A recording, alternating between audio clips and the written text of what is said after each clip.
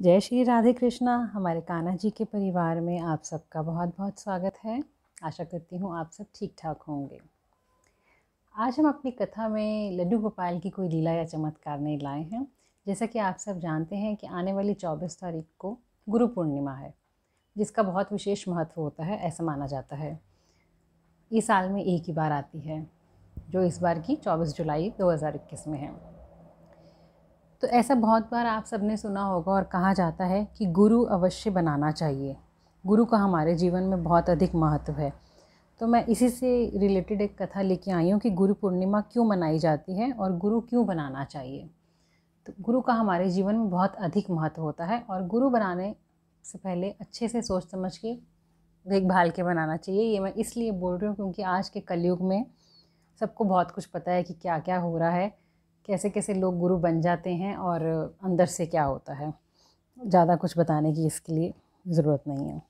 तो चलिए कथा शुरू करते हैं कि गुरु पूर्णिमा क्यों मनाई जाती है।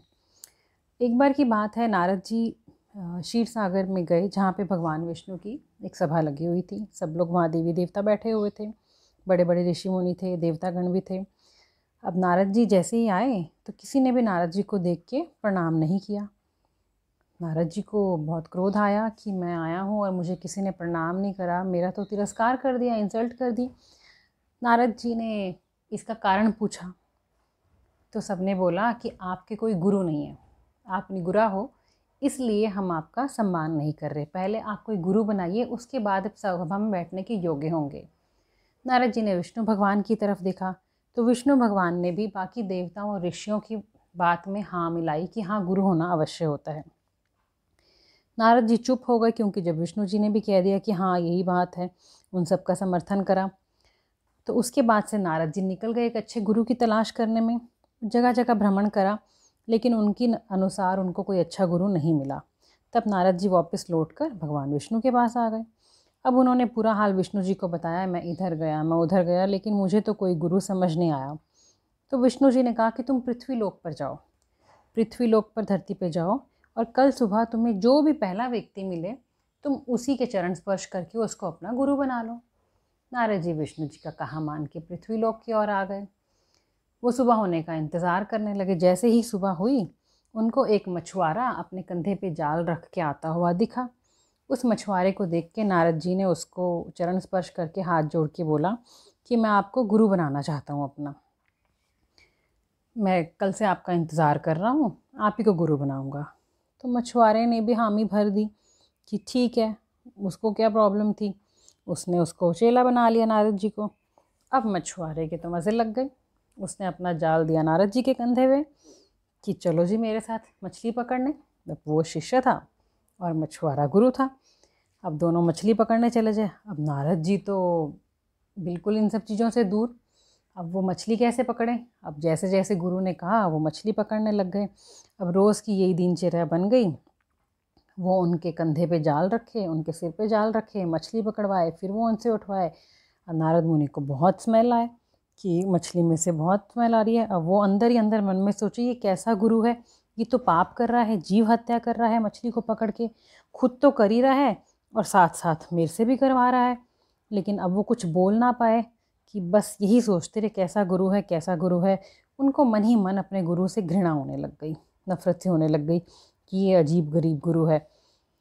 लेकिन अब वो उसको गुरु बना चुके थे तो उनको शायद ऐसा नहीं सोचना चाहिए था। लेकिन ऐसा करते करते उनको मछली पकड़ते पकड़ते 15 दिन हो गए। अब उनसे बर्दाश्त होना ख़त्म हो गया।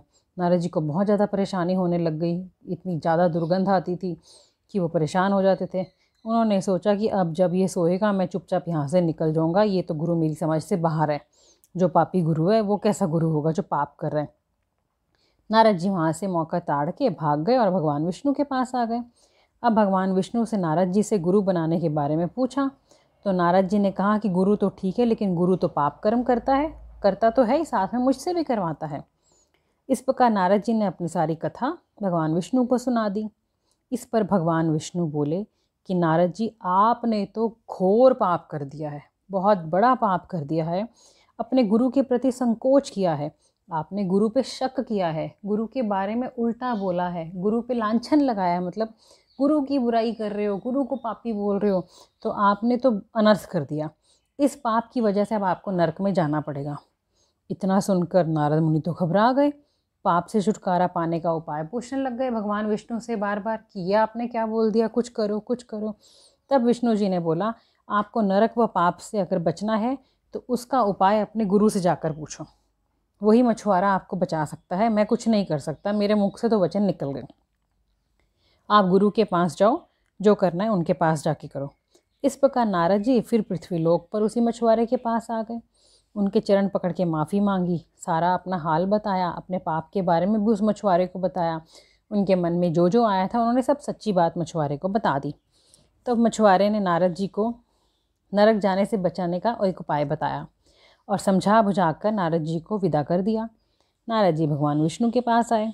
मछुआरे के बताए के अनुसार नारद जी ने भगवान विष्णु से कहा कि मैं नरक में जाने के लिए तैयार हूँ, लेकिन आप मुझे नरक में जाने का रास्ता बताइए कि नरक में कैसे जाया जाएगा। भगवान विष्णु ने एक लकड़ी का टुकड़ा उठाया और नरक का नक्शा बना के दिखा दिया। नारद जी झट से भगवान विष्णु द्वारा बनाए गए नरक के नक्शे के ऊपर जाके बैठ गए और कहने लगे कि मैं तो नरक में पहुंच गया।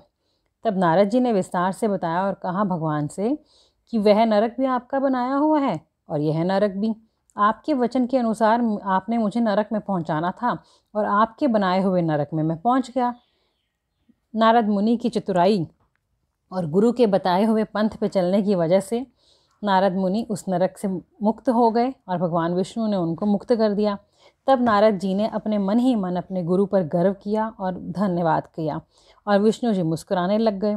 तब उनकी समझ में आया कि गुरु भगवान से भी महान होता है, वही परमात्मा से मिलने व अन्य आध्यात्मिक ज्ञान हमें देने में कृपा करता है।